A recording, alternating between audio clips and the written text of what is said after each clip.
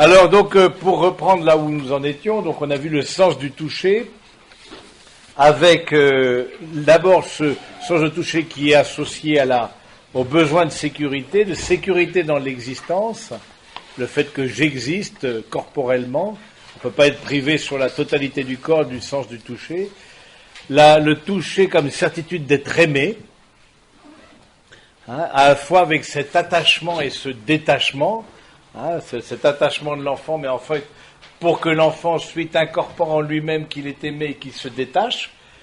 Et je trouve que c'est le sens aussi de l'étape, de la progressivité. Et en méditant là-dessus, j'ai trouvé dans le Nouveau Testament quelque chose qui pouvait aussi, d'une certaine manière, faire écho à cette réalité corporelle. C'est le dialogue de Marie-Madeleine avec Jésus après la résurrection. Qu'est-ce qu'il lui dit ? Ne me touche pas. Marie, ne me touche pas. Donc c'était une grande affective, comme nous le savons.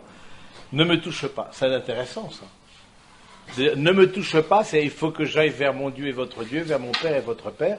C'est-à-dire qu'il l'amène progressivement d'un toucher affectif à la réalité de la foi.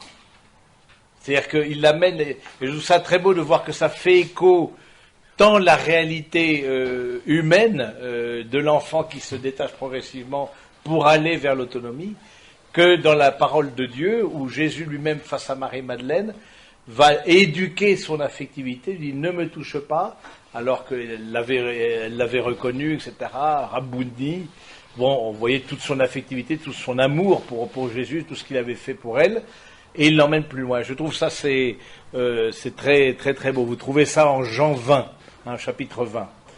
Et puis là, on va voir maintenant le toucher et l'identité sexuelle. L'identité sexuelle, ce n'est pas une simple, d'abord, stimulation érotique. C'est la certitude et l'acceptation heureuse de son propre sexe. Très tôt, l'enfant reçoit d'abord de sa mère le sentiment d'être accepté dans son sexe, d'être aimé comme garçon ou comme fille, à travers les langes, la façon d'être langé, d'être baigné, d'être caressé.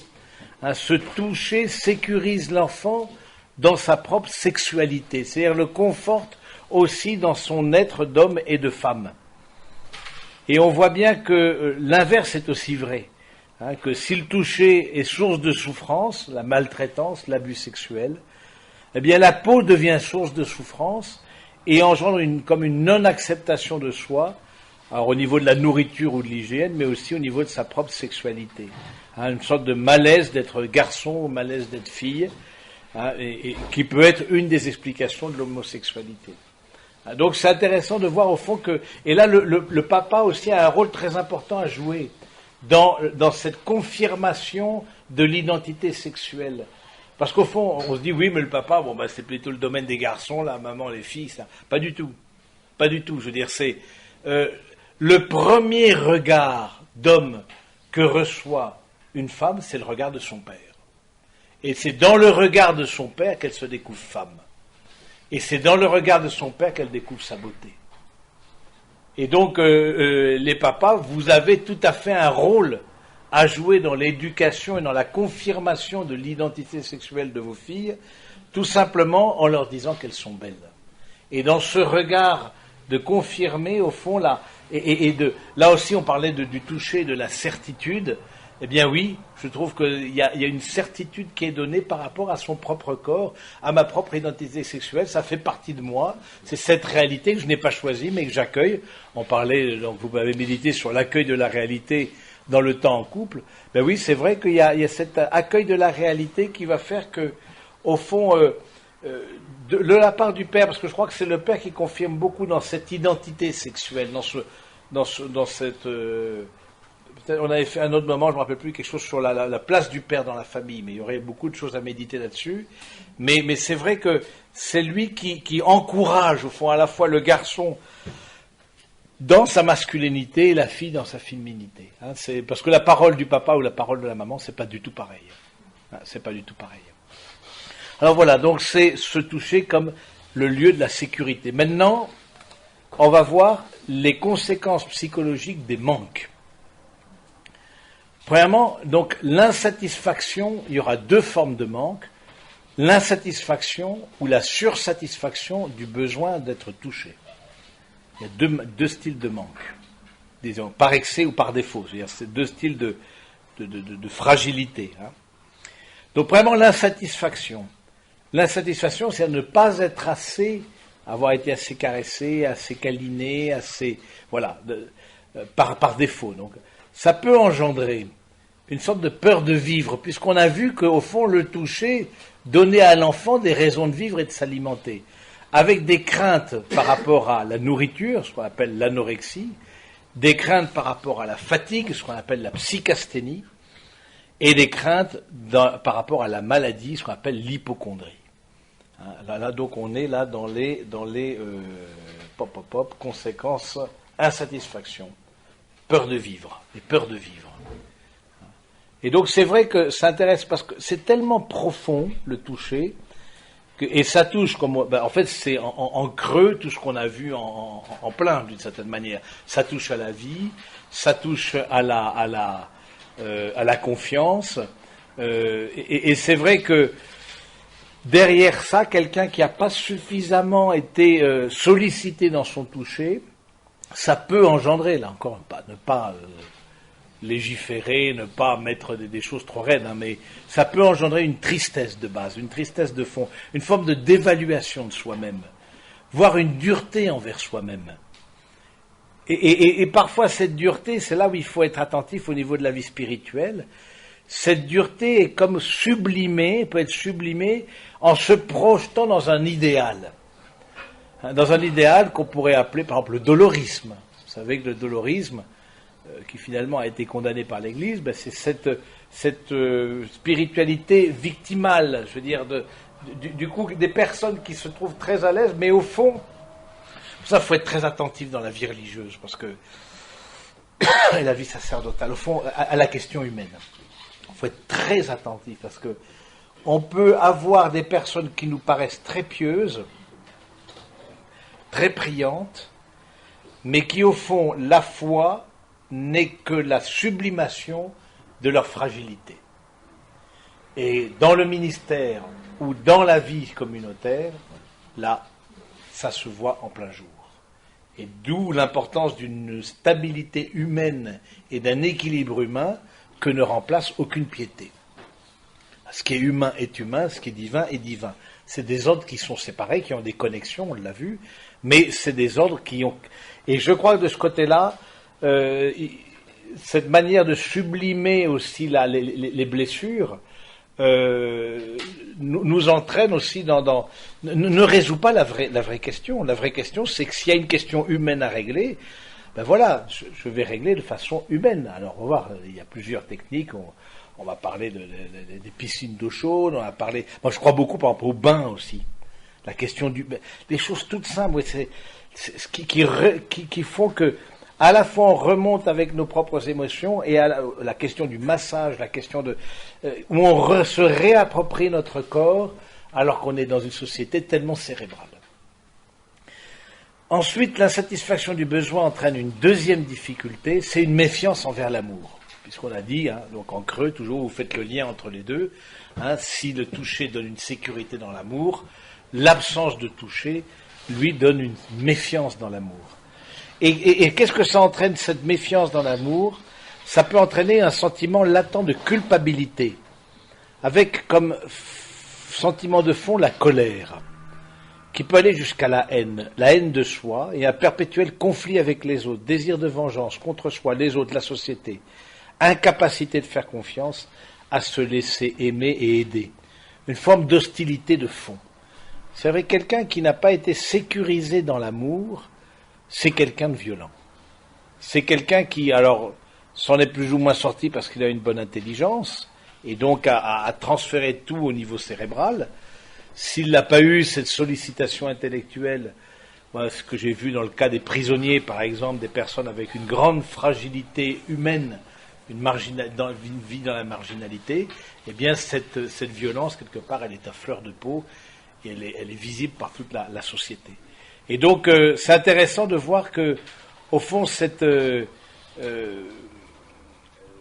cette incapacité, cette méfiance dans l'amour, parce que j'ai pas été suffisamment sécurisé dans l'amour, avec cet attachement et ce détachement, ce sera donc ce sentiment latent de culpabilité, j'ai dit, donc avec un fond de colère. Et c'est intéressant, saint Thomas d'Aquin, qui a travaillé sur les émotions aussi, hein, dans son étude sur la colère, montre que la personne portée à la colère cherche à compenser une profonde insécurité en affichant une haute considération de soi-même. Ce n'est pas tant sa personne qu'elle aime que son personnage forgé pour cacher son désarroi. Vous voyez des personnes, par exemple, je ne parle pas de la colère, voilà, on est exaspéré, de la colère parce qu'on est... Voilà, je parle de quelque chose de fond. Dans la vie professionnelle, par exemple, on voit des personnes comme ça, elles sont à la fois très méprisantes, très hautaines, colériques, voire colériques, mais au fond, c'est une profonde insécurité. C'est quelque part de remettre, et ce que c'est intéressant de voir cette analyse de saint Thomas d'Aquin, quand même, du XIIe siècle, de dire, au fond, il n'aime pas tant sa personne que son personnage. Et il continue en disant, ce sentiment de culpabilité, hein, et plus la personne se sent supérieure, plus elle est atteinte par un refus des autres dont elle a peur et se méfie. Au fond, ça veut dire que je me suis construit un idéal de moi tellement haut, et une personne qui viendrait me contredire, c'est toujours intéressant quand on dit non aux gens. Comment ça se passe? Et une personne qui viendrait me contredire, alors on voit que ça explose. On voit que, alors soit on reste paisible, etc., on fait ce qu'on peut, soit, mais derrière ça, c'est une immense fragilité, un immense désarroi. C'est des personnes qui sont... Alors la difficulté, c'est quand c'est des personnes qui cérébralement percutent bien, mais affectivement sont complètement immatures et qui sont en même temps à des postes clés, je vous laisse voir un peu la difficulté.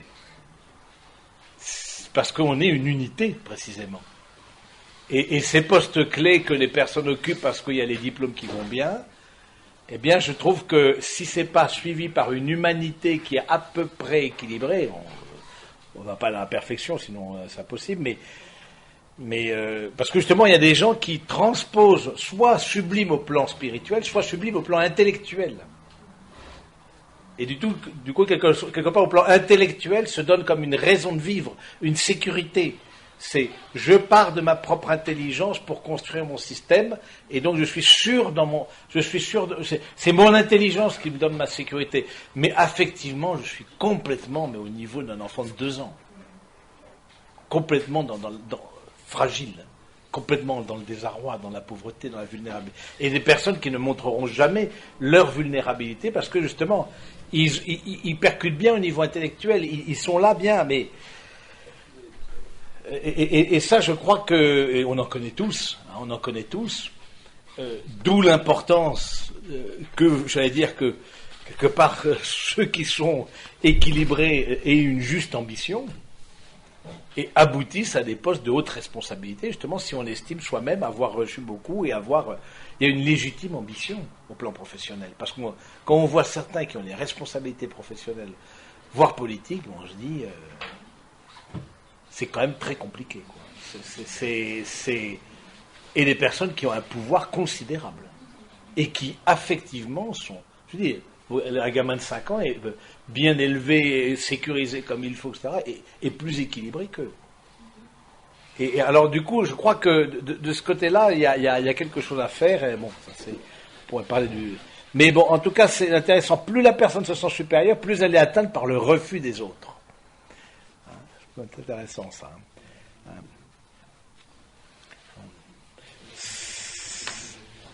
Alors, ça peut entraîner aussi une méfiance envers l'amour, qui implique comme une tendance à la captation, à la recherche de l'autre comme substitut de sécurité. On voit bien dans les couples, par exemple. Moi, je vois bien dans les couples, quand on fait long, l'amour n'est pas la fusion. La communion n'est pas la fusion. Et donc, du coup, quand on voit l'autre qui est attaché à soi, mais de façon, je ne peux pas dire compulsive, mais comme une béquille, comme un substitut de la sécurité. Hein. Et donc, du coup, on voit bien qu'il y a quelque chose qui ne va pas, qu'il faut quelque part un attachement pour un détachement. L'amour demande de la distance, forcément. Le défi du couple, c'est être un tout en restant deux. Et donc, du coup, c'est pas former un dans le sens de la fusion des personnalités. Donc, on voit bien que dans l'affectivité, c'est important de voir que cette captation de l'autre est comme une forme justement de sécurisation. Je mets la main sur l'autre. Ça peut être la manipulation, la domination, ça peut s'exprimer de façon diverse, hein, en chacun de nous. Au fond, derrière ça, il y a une difficulté à laisser l'autre libre et à laisser l'autre profondément libre. Derrière ça, c'est une difficulté par rapport à la chasteté. La chasteté, on confond la chasteté et la continence. La chasteté, c'est avoir un juste rapport au corps de l'autre. Alors que la continence, c'est renoncer à la jouissance sexuelle. Mais la chasteté, tant pour le couple que pour le célibataire, que pour le religieux, c'est j'ai un juste rapport, j'ai une juste distance par rapport au corps de l'autre. Ce qui va faire que l'autre va pouvoir être autre que moi. Vous vous rappelez, hein, le toucher comme le sens de l'altérité. Et donc, on voit bien des personnes qui sont insécurisées au niveau affectif, quelque part au niveau de la chasteté, voilà, voudront manipuler, voudront mettre la main sur l'autre, voudront faire que l'autre soit leur image et ressemblance, voilà, c'est toutes les formes d'emprise aussi, hein, donc c'est pas seulement au plan sexuel, ça peut être au plan aussi affectif.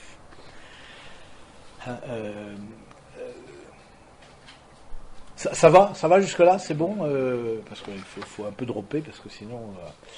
ensuite, la propension, derrière ça, il peut y avoir une propension à la jalousie. La jalousie qui est différente de l'envie. L'envie, c'est la tristesse face au bien dont l'autre jouit, alors que la jalousie, c'est la crainte de perdre l'affection ou l'amour dû de la part de l'aimant. Donc la jalousie, c'est la crainte de perdre. L'envie, c'est la tristesse face au bien dont l'autre jouit. L'autre a quelque chose et je l'envie. J'ai une forme de... Voilà, je voudrais avoir le bien qu'a l'autre. L'autre a une capacité, je sais pas quoi. L'autre a je sais pas, une bonne mémoire et j'aimerais avoir ce qu'il a. L'autre a est bon en maths et j'aimerais ce qu'il a. C'est l'envie. La jalousie, c'est autre chose. La jalousie, c'est, au fond, cette insécurité dans l'amour. J'ai peur de perdre, hein, j'ai peur de perdre la crainte. Derrière la jalousie, il y a une crainte. Il n'y a pas seulement une peur, il y a une crainte. Une crainte de perdre l'affection ou l'amour dû de la part de la personne aimée. Hein. Donc, voilà. Donc, on a vu, premièrement, les insatisfactions. Donc, on redécline ce qu'on a vu. Hein, sécurité dans l'existence, sécurité dans l'amour, identité sexuelle. Donc il y a des insatisfactions, ça implique une peur de vivre, méfiance envers l'amour, mais aussi une forme de refus de sa propre sexualité ou refus de la sexualité de l'autre. C'est refuser son corps en tant que lieu de la sexualité, c'est la peur de son corps ou du corps de l'autre, hein, la personnalité peu chaleureuse, pudeur excessive, peur d'être touché. Hein, on parle de la sexualité qui est permise à l'intérieur du mariage, mais ce n'est pas pour cela qu'elle est rendue bonne. C'est intéressant ça. Hein. C'est pas parce qu'on dit, oh oui, la sexualité dans le mariage, mais est-ce qu'on a un regard positif sur la sexualité? Et encore une fois, l'Église a beaucoup de passifs de ce côté-là. On en a déjà pas. On voit quelque chose de sale. Et je crois qu'il nous faut guérir, et ça c'est directement lié au péché originel. Pour le coup, c'est de voir, hein, ils eurent nus et ils en sentirent de la honte, alors qu'ils étaient nus, Adam et Ève, face à Dieu, dans l'amour et la confiance. Mais dès qu'ils ont perdu la confiance et la sécurité d'être aimés, eh bien il y a eu une perte. C'est ce que Jean-Paul II a appelé comme l'effondrement de la vocation sponsale du corps. C'est-à-dire le corps, quelque part, s'est effondré parce qu'il n'était plus dans l'amour de Dieu. Et donc, du coup, les corps s'est retrouvés nus, hein, et ils se cousurent des feuilles de vigne, etc. Bon, ça, c'est quelque part, cette difficulté avec le corps que l'on peut avoir et voilà, je trouve ça c'est intéressant, le parallèle, justement, par rapport au péché originel et Ça va jusque-là, genre ça, c'est bon, ça, on y va un petit peu comme ça. B, grand B, alors B, sursatisfaction du besoin.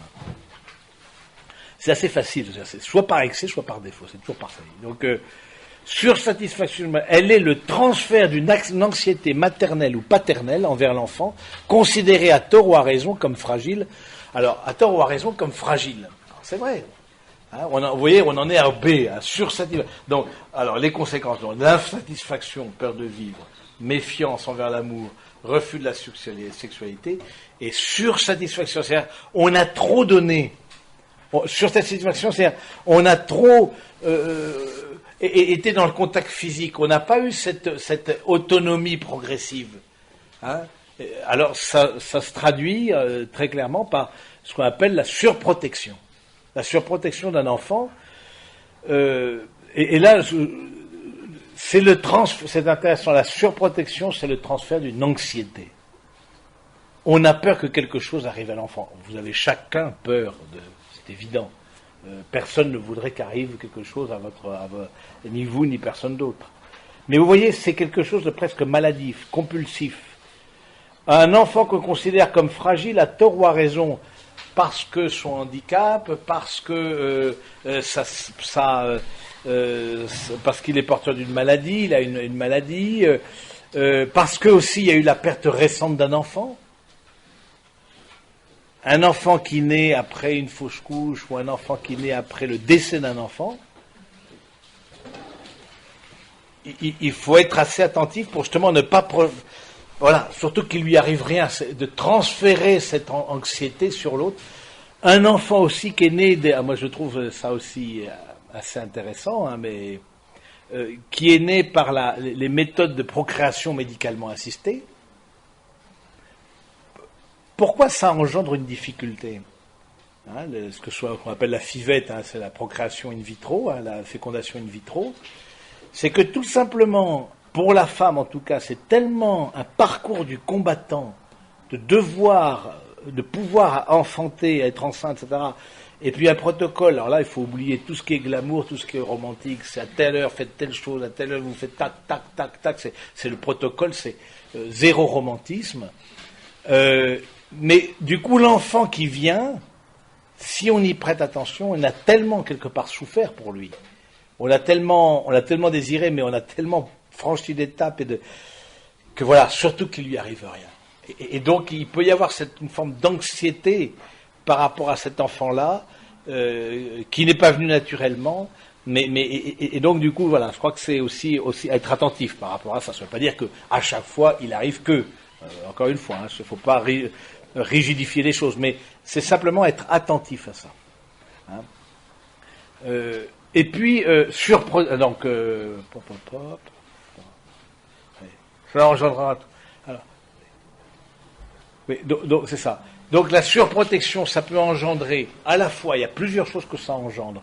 L'impatience, la recherche de l'immédiateté, la dépendance affective, avec l'anxiété d'être abandonné, une dépendance à la sensualité, avec ce qui est source de jouissance immédiate, recherche du plaisir immédiat, recherche du confort. Quelque part, la personne se réconforte, elle n'a pas eu ce toucher paternel ou maternel qui l'a sécurisé dans la petite enfance. Eh bien, adulte, on voit des personnes qui toujours dans le contact sensuel, voilà, veulent se réconforter dans ce plaisir immédiat, quelque part se resécuriser dans leur affection. C'est une recherche d'affection. Hein. Des personnes, par exemple, qui comme une forme de dépendance à la masturbation. Hein, vous voyez, du coup, il y a quelque chose qui est quand même pas en place. Alors qu'un adolescent, on sent que c'est compliqué, etc. Mais à un moment donné, chez un homme, et en plus... mais oui, on dit chez un homme marié. Non. Le fait du mariage, ça n'arrange pas ces questions-là. Je me rappelle d'une jeune femme qui dit 3 heures du matin, je me lève, je ne vois pas mon mari dans le lit. Mais où est-ce qu'il est passé? On s'est couchés ensemble. Il est devant l'ordinateur, en train de regarder ce que vous pensez, de faire ce que vous pensez. Tout simplement parce qu'il n'a pas lui-même quelque part, c'est un désir c'est le signe d'une souffrance, toute la question de la pornographie, c'est d'une souffrance. Beaucoup plus d'une souffrance que d'une perversion, j'allais dire. C'est la souffrance qui essaie d'être comblée quelque part, parce qu'on essaie de combler une blessure. Et puis ça comble rien, parce que on revient. C'est ça, on a un plaisir, on en veut, mais il n'y a jamais de repos, il n'y a jamais de sécurisation. Il n'y a pas de repos. Et ça, je trouve que c'est intéressant de dire justement ça, par rapport aux adolescents, et même aux jeunes, justement, cet accès, on a en nous des sources de plaisir qui sont très puissantes, entre toutes les sources de plaisir sexuel, mais de redonner une finalité, et de redonner à la fois la beauté de ça, et puis, voilà, mais de pas, voilà, pas non plus de faire un interdit, je ne sais pas comment vous dire, dans certains pensionnats, on attachait les mains des garçons au lit.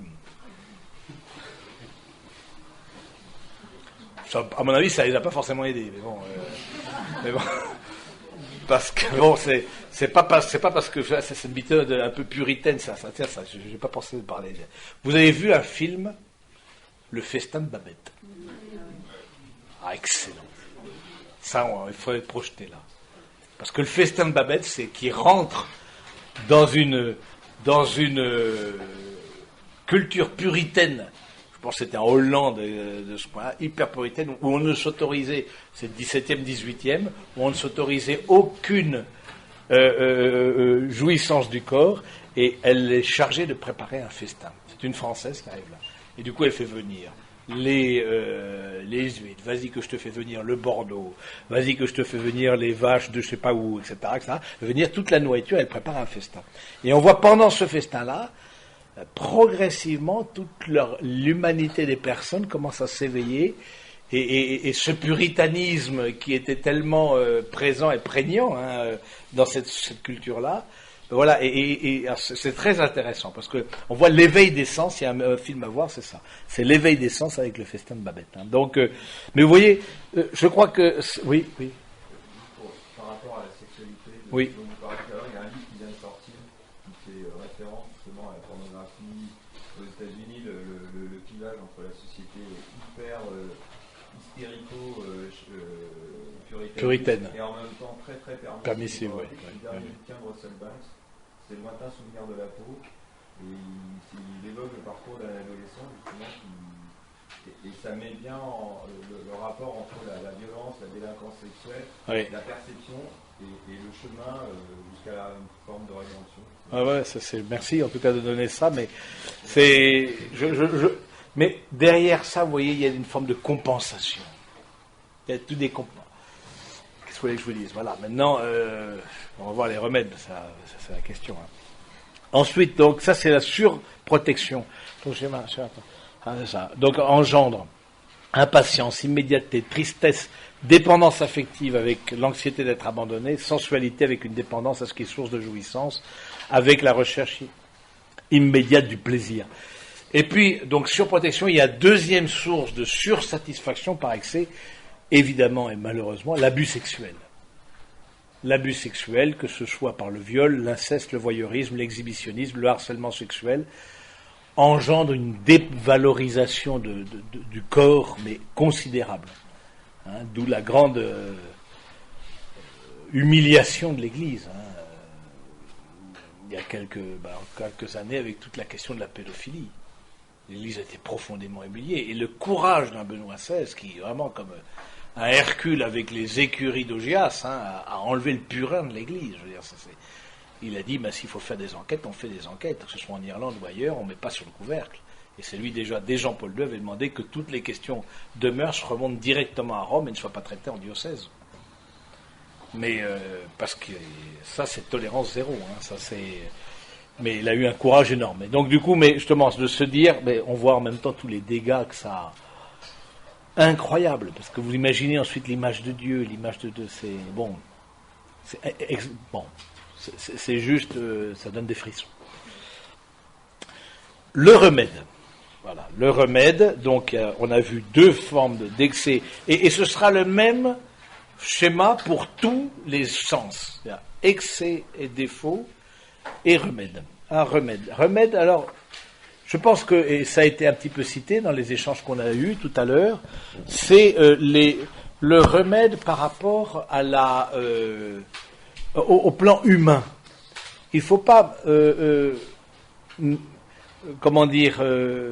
mépriser ou sous-évaluer les questions humaines de rapport au corps. On a parlé du massage, on a parlé des bains, on a parlé de thérapie dans l'eau chaude, on a parlé qui rappelle quelque part le sein maternel aussi, qui rappelle on a parlé de contact avec les animaux, la question humaine a sa propre logique humaine aussi, et je crois que de ce côté-là, maintenant, c'est pas pour désespérer les uns et les autres, mais les blessures liées au toucher sont tellement douloureuses qu'elles touchent tellement l'être, vous voyez, dans son tréfonds, beaucoup plus que pour l'ouïe ou pour la vue. C'est la sécurité même de l'être, de l'existence de la personne, de la sécurité de l'amour. C'est très fort. Donc, peut-être, oui, ça peut aider. Oui, peut-être cet éveil des sens, surtout quand on a été éduqué dans une forme d'éducation assez rigide, un peu psychorigide, vous voyez, bien catho et puis psychorigide. Parce qu'en question psychorigide, chez les cathos, on a de quoi servir un bon cocktail. Ça, on a de quoi faire. On en a sous le capot, donc là, c'est bon. Voilà. Maintenant, les parents, on va parler des parents, et les parents, ils vous ont donné ce qu'ils avaient à donner, et ce qu'ils ont eux-mêmes reçu. Donc, à un moment donné, il faut casser la chaîne. Donc, le remède à la miséricorde. Les blessures qui viennent du toucher sont les plus douloureuses et les plus traumatisantes. Elles ébranlent les certitudes fondamentales de l'homme. Elles touchent l'envie de vivre, la dignité du corps, la certitude de l'existence, de l'amour et de la bonté. Elles sont source de dérèglement psychologique, comme on l'a vu. La personne blessée dans son toucher quémande sa certitude, quémande sa tendresse, une sécurité dans son être propre. Quelle est l'image qu'elle se fait de Dieu et de son amour, et la mise en cause même de l'existence de Dieu, de sa bonté, de sa fidélité. Ça c'est sûr, ça c'est sûr. Quelqu'un qui a été blessé dans sa propre... je pense des cas de maltraitance, par exemple. Avoir une vie de foi après, je ne dis pas que c'est impossible, parce que la foi c'est une grâce. Mais c'est une grâce qui s'enracine dans la nature. C'est possible, mais c'est quand même beaucoup plus méritant et plus compliqué que quand on a été élevé dans l'amour, dans une certaine sécurité. Bon, on n'a pas des parents parfaits, mais bon, voilà, on a une certaine contention, une certaine, voilà, on a un minimum syndical, j'allais dire, mais ceux qui ne l'ont pas eu. Et au fond, c'est Jean-Paul II dans son très beau texte sur Dives in Misericordia, Dieu riche en miséricorde, qui dit la chose suivante. La croix, c'est au numéro 8. Vous savez que les encycliques sont structurées par numéro. Bon, voilà. Faut regarder. Dives in Misericordia, numéro 8. La croix est le moyen le plus profond pour la divinité de se pencher sur l'homme et sur ce que l'homme, surtout dans les moments difficiles et douloureux, appelle son malheureux destin. La croix est un toucher de l'amour éternel sur les blessures les plus douloureuses de l'existence terrestre et de l'homme, et l'accomplissement jusqu'au bout du programme messianique que le Christ avait formulé dans la synagogue de Nazareth, puis répété devant les messagers de Jean-Baptiste. La croix est un toucher. Et j'aimerais terminer notre enseignement sur cette question-là. La croix, c'est la miséricorde. La miséricorde, et donc, comme remède, un des remèdes, en tout cas, c'est cette formation à la miséricorde. De laisser, tout en ayant cette dimension humaine et de recourir à tout ce qui est humain, mais on voit bien, il ne suffit pas d'appuyer sur le bouton pour que ça change. Parce qu'on a des choses qui nous viennent parfois, vous disiez tout à l'heure, de génération. il y a une transfert de génération en génération qui, voilà, on rompt pas ça si facilement. Mais la croix, c'est l'expression de la miséricorde, c'est l'expression de la fidélité. Et pour guérir, il me semble qu'il y a 3 formes de fidélité. Premièrement, la fidélité à soi-même. Fidélité à soi-même, c'est former à la miséricorde, c'est découvrir, faire découvrir à quelqu'un la valeur de son être propre et lui en apprendre la fidélité. Jean-Paul II donne comme premier témoignage de la fidélité à soi-même l'exemple du père du fils prodigue. Le père accueille le fils en raison de sa fidélité à son être de père, fidèle à l'amour dont il comblait le fils depuis toujours. Dieu est fidèle à lui-même et en même temps fidèle au plus grand des biens qui caractérise le fils prodigue, sa dignité de fils. Fidélité à ce que nous sommes, à notre propre dignité. Parfois, il faut aussi un acte de foi par rapport à ça. Il faut un acte de confiance. C'est très intéressant dans la parabole du fils prodigue, vous regarderez le texte en Luc 15, le fils qui retourne vers le père, et à un moment donné, il se prépare un discours. Vous savez, souvent, quand on va demander une augmentation, on se prépare un discours, on se dit voilà, et donc il s'est préparé, on va faire une déclaration d'amour, on se prépare un discours à soi-même. Et donc le fils, évidemment, quand même qui n'est pas complètement fier de son comportement, c'était propre. Père, père, comment c'est, je ne suis, comment c'est, père, j'ai péché contre le ciel et contre toi, je ne suis pas digne d'être appelé ton fils. Et il dit à la fin, il se dit à lui-même, traite-moi comme l'un de tes journaliers.